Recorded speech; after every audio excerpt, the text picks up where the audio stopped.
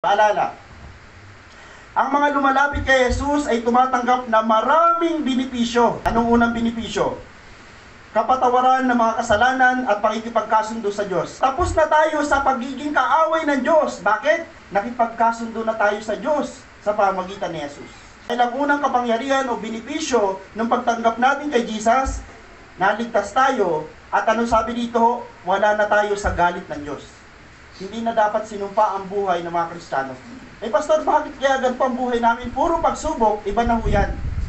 Mayroong pag may pagsubok ang isang tao, hindi ho yan sumpa. Ang tawag ho dyan ay pagtitistis. Yung may matitinding pagsubok, yung may mga matitinding mga pinagdaraanan sa buhay, may matinding pagkatawag kasi ang tao na yan. Yung matitindi ang pagsubok, matitindi ang pagkatawag ng Diyos dyan. Kaya nga, pagka sinusubok ka, huwag na huwag kang lalayo sa Diyos. Bagkus lalo kang lumapit sa Diyos at sabihin mo sa Panginoon, Lord, magpapagamit ako sa iyo.